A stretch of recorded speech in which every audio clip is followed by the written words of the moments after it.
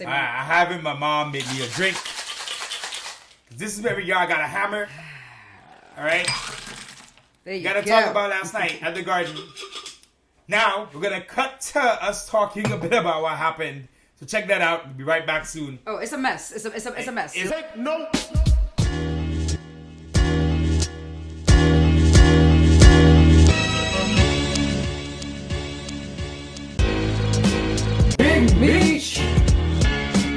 We're here. I'm at Alan Houston. It's different this time. What's up, guys? I don't know if we're doing film review or what, but we gotta talk about last night. Mom's got the remote. Let me see it.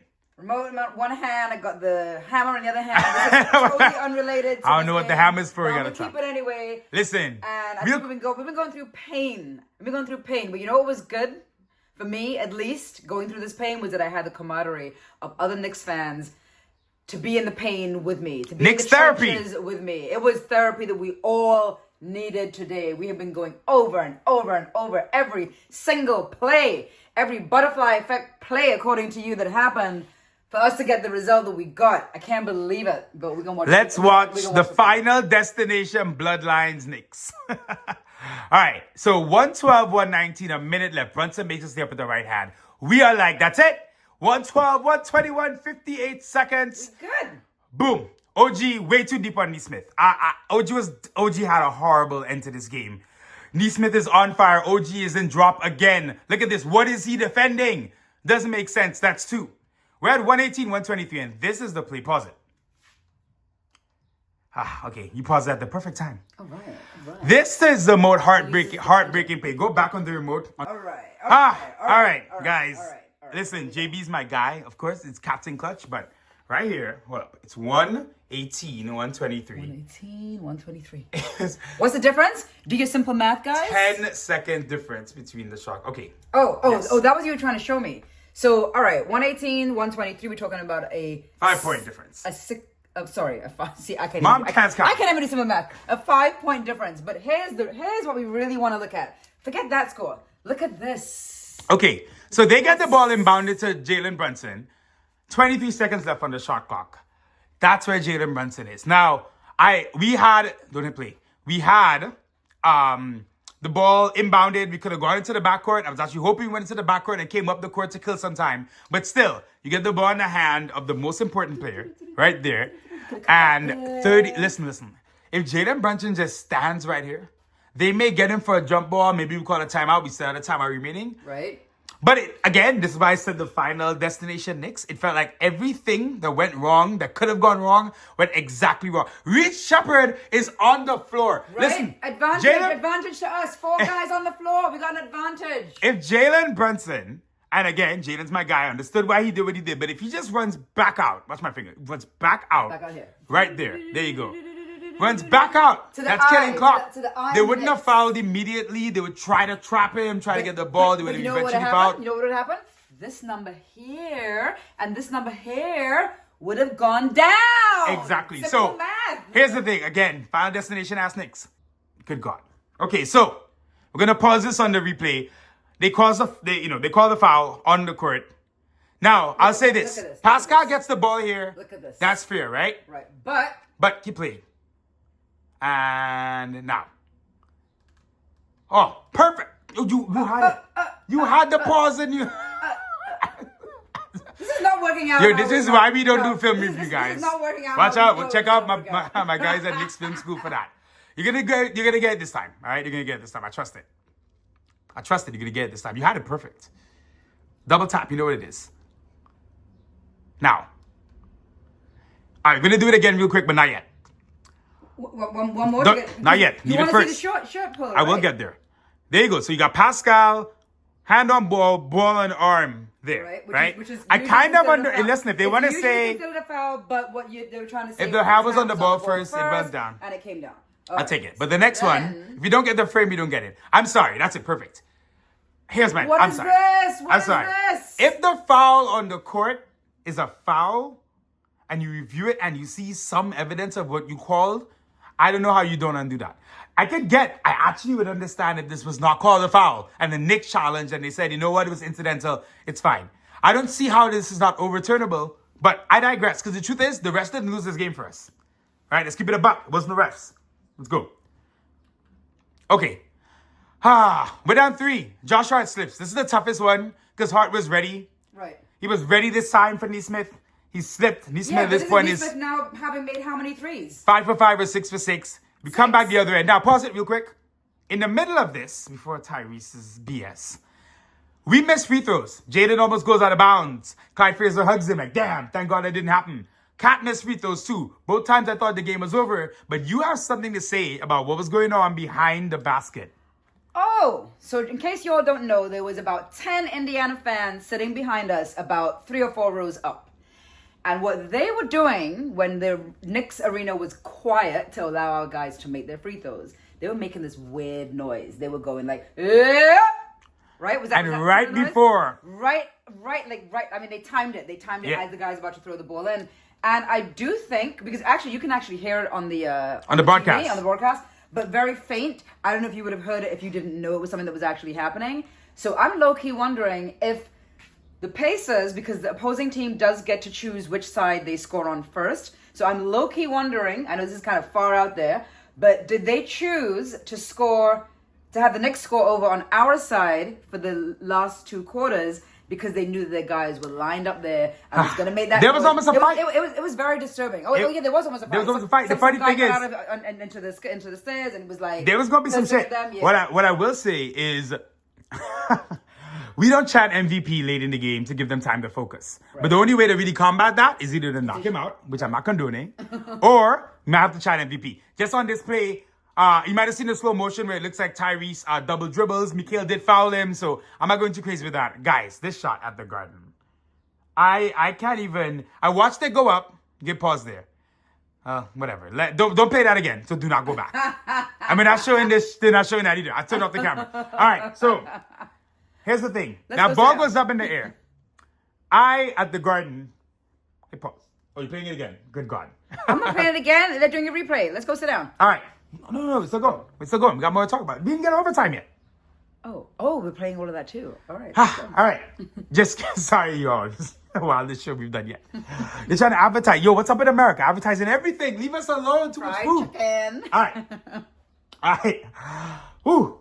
I watched the ball hit the back rim. It's in the air, and some people are celebrating. I'm just looking at it. I'm like, that is right above the cylinder. That's all I'm thinking the whole time. It's coming right down. Kawhi against Philly when he was in Toronto the year they won the championship, right? I was thinking about Tyrese Maxey at that point and what he did to us last year. Unfortunately, we were also at that game. So I think we just got to stop going games at this point. Tyrese Halliburton does this, hit play. And just to say, the point of showing these videos as poorly as we're doing them right now, shout out to Alan Hahn in the corner, man, is we're watching this game and everything that could have gone wrong went wrong. I want to show how many little things could have gone differently for us to win that game. I'm not going to comment on this. Well, Kevin Durant foot on the line. Kevin Durant foot on the line right here. Now, I'll tell you this. When I was at the Garden and I saw that go in, I was sure it was a 3. And I was quite surprised that on the scoreboard that they had it as a 2. I was like, oh no, that was a 3. So when they went to the tape and they saw that it was a 2, then all right, great, we go into overtime. But at that point now, I'm like, we're tired. You know, I hate playing these overtime games, but we still played well in overtime. We had things going. Let's show this. So Tyrese hits a full credit, tough layup there by Halliburton. Got to the rim, took contact. Jaden flies past him there. Go back on this one a little bit. Because again, just to show you the mental errors that were happening for the Knicks. Right, this is right back here, right? So we're going to get to it. You got a lot of editing to do today, boy. I'll tell you when to pause. All right, so don't not yet. Get ready in 5, 4, 3, pause. Okay, perfect. Jalen went flying by, you saw that. Mitch can't make this gap up. Mitch is here trying to get all the way here. He was better off staying right here. And boxing out. Why? Because... Don't pay it yet. Hold up. All I want to say is Mitch can make up a lot of ground. We've seen him do it these playoffs, right? Okay. That play against Boston is iconic. But, I mean, this is the thing. And, we could talk about fatigue. Has been a big talk going into the series.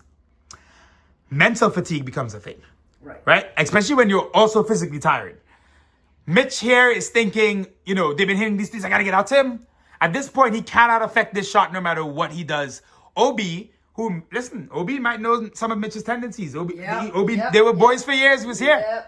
Obi sneaks right behind him and he can play now. Gets an easy put-back dunk. And now we're down. And that's a rebound Mitch gets in his sleeve. A mental lapse from Mitch, who's been excellent all playoffs. And then it keeps going. OG here, who continues to have the worst fourth quarter in overtime you can imagine. Like, he had some moments in the fourth quarter, then later on it got worse. Bad pass here, off Nemhard. Off Jalen. Off Jalen in the end, obviously. They did show his fingers. We come back the other end. They're supposed to foul here. They don't communicate. Mikhail actually fouls Obi. That could have been an and one. Clear hit on the arm. Yep. Right? So, but they didn't foul. And then the final possession. Obi Toppin. Look, imagine that. We traded him for 2 second-round picks. And, I mean, at this point, the Garden is just a funeral home. Brunson misses here. And here's my thing. Cat gets the shot that he can make. The shot that he makes all the time. And it's short. And listen, even Tyrese Halliburton, I got to say, he said it. He said the shots were short. And that's when you're tired. All right, we're back.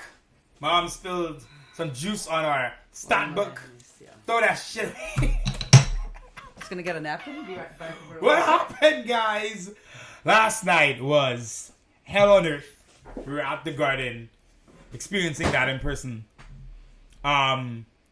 It's been tough to sleep.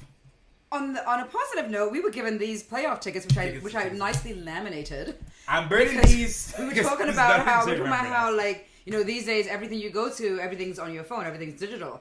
And as we said that and walked in, they handed us these tickets, which I thought were really nice. The only thing is it says Wednesday, May 21st Tickets to the week. It says Wednesday, May 21st on it, which is going to go down in history as a date that we do not want to remember. Ever. All right. Now, yes. I mean, we wouldn't remember, but let's see where we go. All right. So, where do we even start? You saw what we spoke about there. I know Knicks fans been hard to sleep. This whole month has been hard to sleep. The last month since the playoffs started. I woke up this morning feeling the same way. It was so... We call it the final destination Knicks because it was so inexplicable what happened. We were discussing this. I think this is like Doctor Strange in Infinity War when he's like, there's only one way we can beat them. Right. Oh, right. I feel if the Knicks had something, Tyler Kolek, Paco Dadier, Ariel Hukporti, right? Who am I saying? PJ Tucker. I feel like if any group of five people. No, forget that. I feel that if any one thing in the last 2 minutes went differently, then we could have won the game. It made no sense to me how all of these things kind of accumulated for us to collapse. As they say, Knicks game one collapse. For us to collapse. And collapse is the best way to put it. The thing is, we were having a good game. I think that's what makes it even more shocking, right? We were scoring. We pulled away at the right time we needed to pull away. 7 minutes left, and we had what? What did you calculate? It to be like a 15-point game, I think. Well, we had actually it's 16. I have to look at the replay. I didn't realize it was 16 points. But really, the one is 14. And even at that point, so like at 7 minutes, obviously that's still a lot of time left in today's NBA, especially against any team that can score 3-pointers the way they can score 3-pointers. You know what pisses me off? It pisses me off that when Naismith started to score threes so comfortably that we weren't trying to like stop him. I felt like we were allowing him to score let someone else hit it. If you see that this guy is if someone scores 2 in a row, at that point, no, game plan change. Mark this guy. Do not let him score threes. Or as I've been bringing up, listen, the 90s teams could never guard these teams today. It's just a different game. It would have been some like. But I'm telling you, Charles Oakley would have introduced Neesmith to Timothy Chalamet on the other side. He'd be like, I'm throwing you in the front row, right? Take another 3, I dare you. He would take the flagrant. It would break up the momentum. Yes. Obviously, I'm not condoning doing anything like that in today's NBA. But the point is, Neesmith is coming down time after time again. And like we said, every little thing. Jalen Brunson, we almost lose the ball on an inbound. He keeps it in. Barely. OG gets fouled. Right? Clyde is hugging Brunson like, close one. You did the right thing. Yeah, you did the right thing. That was going to be close. We got it. We're all the guard, and we're nervous because we're Knicks fans. We've been through hell, so we never really fully comfortable. But we're like good nervous. Good nervous. Like, be a little... Game 1, coming down to the last few seconds. We got this. Woo! it was there. Like I said last night, in the palm of our hands, it was right there. We could taste it. But I am always feeling really cautious until I see 0-0. I don't care if it's 0.2 seconds. I'm like, listen, we have watched people grab the ball, throw it up on a last minute shot, and it goes all the way across to the other side of the court and into the basket. We've seen that happen. So I'm never, ever feeling satisfied until I see 0-0. People are walking out. We have fans or non-fans, as I'm going to say now, walking out of the game. Actually, there was a guy in front of us who walked out of the game, I think when there was about the older guy in front of us, dapping up everyone, like, oh, we did it! Listen, he must have been shitting his pants and so shocked. I don't know when he found out.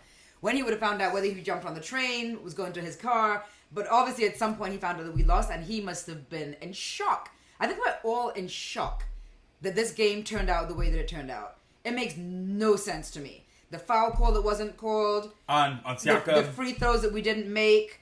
Jalen not making his 3-pointer, but it was kind of off, but then Hart gets it back in, so then Cat gets his look that he always scores. And even, to be honest, at that point then, it would have been just a double overtime, which I was kind of calling for that as well. Once you went to overtime? And I didn't want it to be double overtime. I hate overtime games. This is we didn't even talk about one thing. I didn't even show it on the replay before. We fouled Neesmith with 14 seconds left, so he can't take another 3. Right. He goes to the line and scores 2. Right. I think that was a play before the OG miss. Or maybe the cat free throw miss. One of them, right? Now, I didn't like us fouling up 3. Right. I felt like if Neesmith hits another 3, and he could have, because clearly he couldn't miss. He scored so it's 6. not even... In the fourth quarter 20 only, points in the mind fourth you. quarter, yeah. He could have hit it.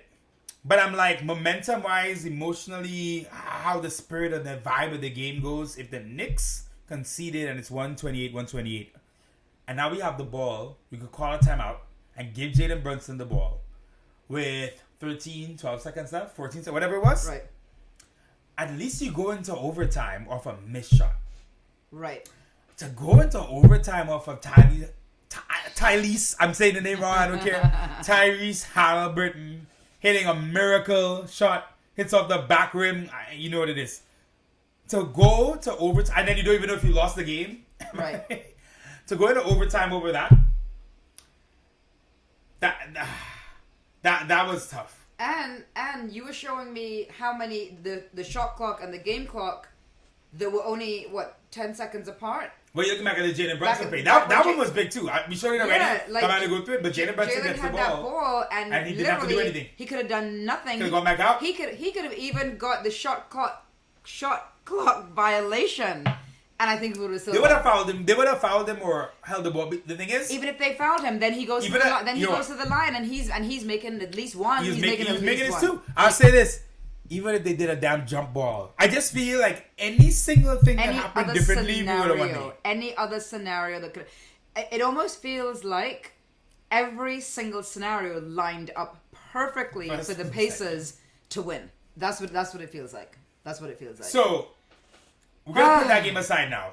Yeah, Knicks fans, I know you probably watch a million shows, spoken about it with your friends, co-workers making jokes, family members texting. You know what it is.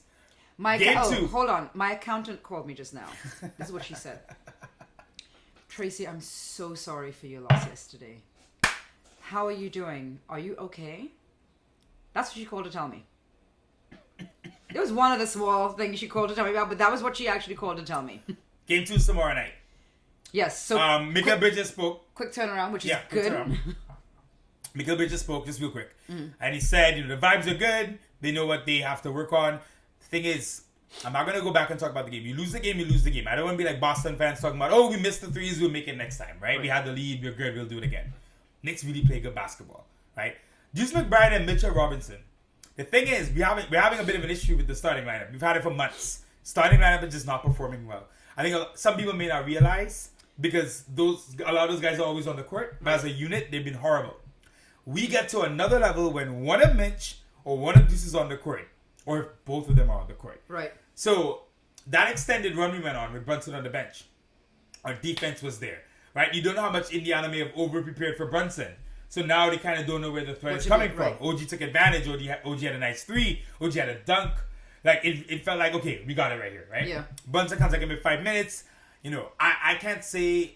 Now, we did go to ISO ball when Brunson came in, which I don't love. Right. But it's gotten us this far too, so I get it. I'm not just going to all of a sudden just be like, oh, we shouldn't do that because when he did it against the Pistons and won the series, I was right there. With how the game was going, I know you were saying, bring him back in 5 minutes.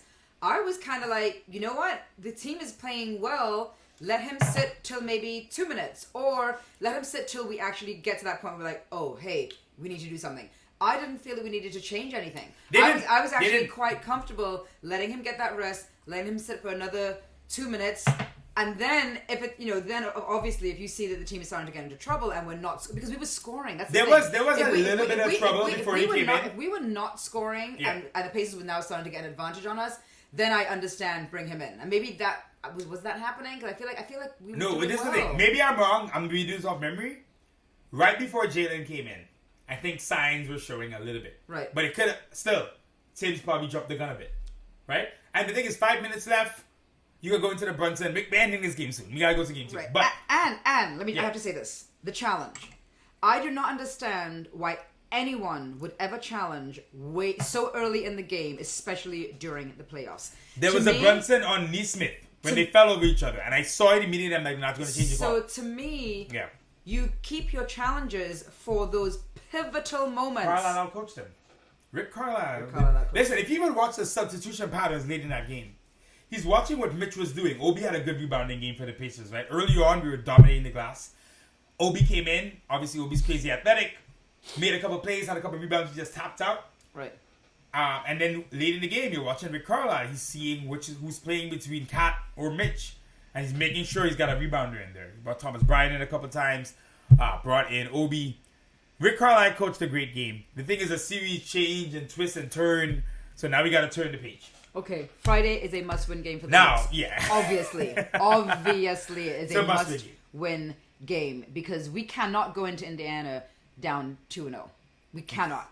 Yeah, 0-2 would be hell. Yeah, I'm saying 2-0. You know what I meant. 0-2. That would be horrible. That would be horrible. And so I hope. So here's the positive things, right? This horrible loss happened in game 1.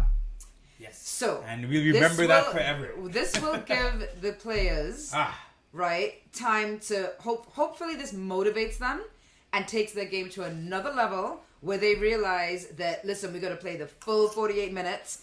Even though people are saying they played 45 minutes, they didn't play the last few minutes. I feel they did still play the last few minutes. We kept scoring, but we you said something. Yeah. You said something about mental exhaustion. And so I wonder, is it that they're mentally exhausted and so they kind of get a little frazzled or don't know what they're supposed to do? Well, physical exhaustion or they're making bad decisions. Right. Like did Brunson make a bad decision by throwing the ball to Anunoby? Not really, because Anunoby was under the basket. And OG had a rocky game at times. He had remember in the first half, he had the layup. He couldn't make the dunk. He was wide open, right? I don't know if that hamstring's bothering him. I remember this third quarter. I think Bridges misses 2 free throws. I remember it, and you said at the time, you said, "Well, this comes down to a 2-point game." Yep. But I really do want to turn the page. Right now, the Knicks have to look at that game. The whole game we scored easily. Like we were right there. We were scoring buckets. I didn't feel like we couldn't score. Mm-hmm. It was even. It was spread out. Brunson scored 43. Cat scored 35 or whatever it was. There were points on the table. We were scoring. Deuce looked really good. Deuce needs more minutes. Yeah. Deuce needs more minutes in this series. A couple things I hated was like T.J. McConnell had like a little run there when we could have taken the lead. He kept them in it. Kept them right there battling for the lead.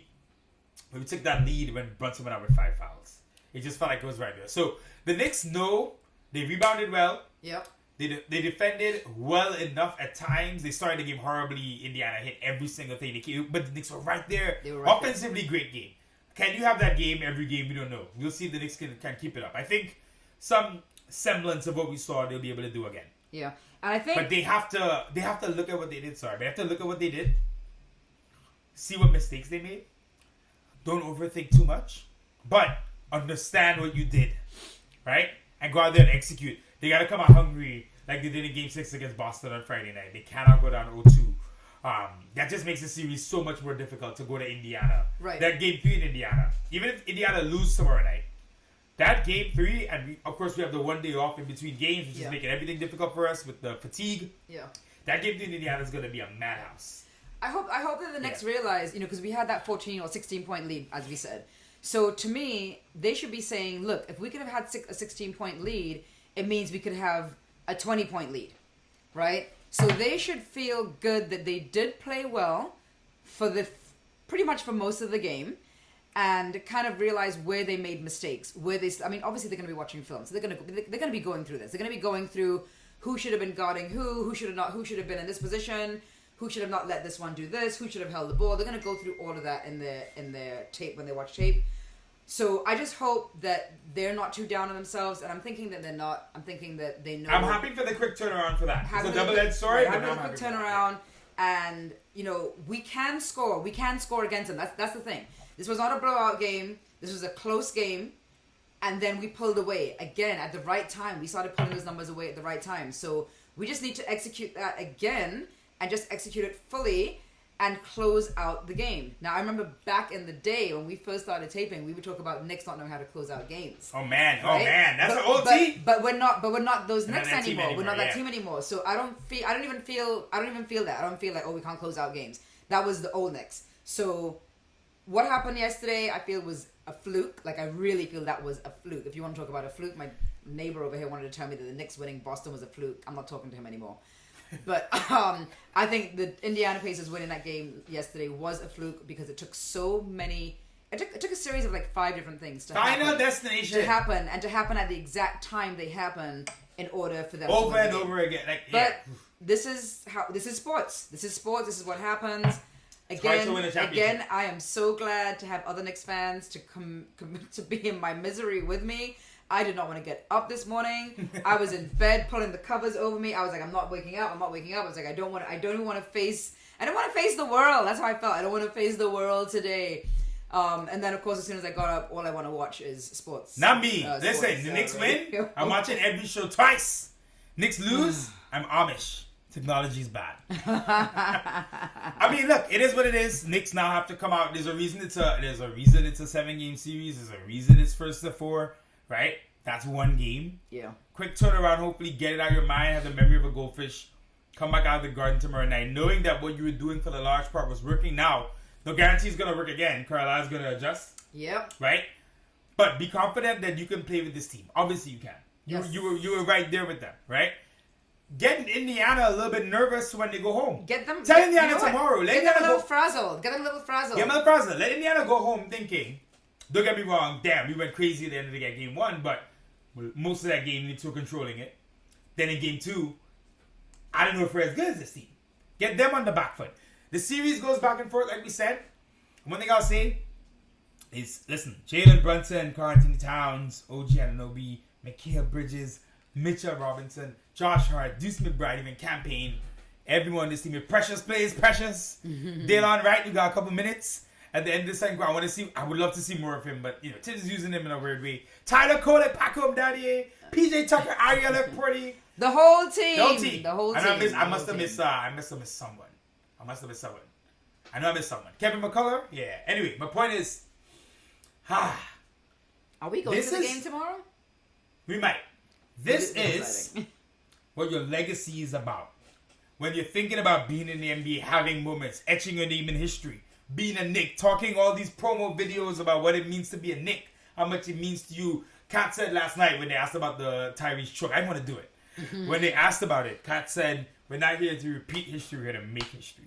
If you're making us, and he didn't even say it in some like bravado way, he just said it. Yeah. But my thing is, I know deep inside, these are the moments you talk about Drew when they're holding up that shirt saying New York, when they're seeing your sign in the city, on the corners, on the numbers in the street. This is what it's all about. Right, you got a moment right now, no matter what happened, you got a narrative, you got a story now. What good story doesn't start with some bullshit? No, for real. Listen, right now, you got on the national stage, you got Tyrese Halliburton doing choke signals, you got everyone talking about it, you got Shaq and Draymond and the haters the Avenger haters. So now we have to shut them up. Now we got to shut them up. But you have a chance to do it too, right? Yeah. You have a chance to turn this around, show that what happened was just a blip in a glitch in the matrix. You're back at home at the Garden. The crowd is gonna be there for you again. Gonna be there to boost you up. You got home court in the Eastern Conference Finals. I tell you a group of people that were really happy last night, not the Indiana Pacers or the Boston Celtics, but the New York City Police Department that was deep up in the city yesterday. We drove in and we parked, a little ways, a few streets down from the Garden, and there were police everywhere. And I was like, why are the police out here? Like, not right outside the Garden, but like streets further over. And I was like, oh, they're here because of what happened on last week Friday. That's why Radio City, the thing at the Radio City to separate the fan base, right? Yeah. We were definitely separated last night. All in misery. You look at the Radio City thing, everyone is just like this. It was raining. It's funny, the week was beautiful up till yesterday. Yes. Well, no, not yesterday, day before. On Tuesday. It was bad then? Yeah, Tuesday was nice, and then yesterday is when it started. That's what I'm saying. Yeah. Till the day of the game. Yeah. Started getting bad. Oh, man. The basketball gods crying. You know but what? I have faith in this team. Listen, in a couple of days, I want to forget this game ever happened. Yeah. And they got an opportunity to do so. I'm not being hyperbolic when I'm saying, I really mean this. Whatever your career, these guys are in their mid to late 20s. There's not going to be a million chances at this. They knocked out the champions. Right. They're within the last 4 of the NBA. Listen, the NBA playoffs are so hard to win. You can have the better team, but get knocked out because someone twisted their ankle or something happened. Yeah. Right? You have a chance now. Your team is healthy. You got home court. Obviously, you got to go steal one now.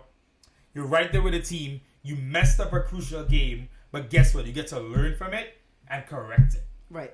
It's up to you. And early. It's up to you. Early. If we lose this series, it's not about this game. Right. It's because they couldn't respond. And real talk, if they couldn't respond to what happened, then they were going to win the championship anyway, and we're not ready yet. So, guys, thanks for wallowing in our misery with us. We appreciate it. We appreciate you watching the channel. I'm doing all the studies. Yeah. We're here for it. Let's get a win on Friday. Let's bring it back home. Let's bring it back home. Please. Peace, guys. Peace.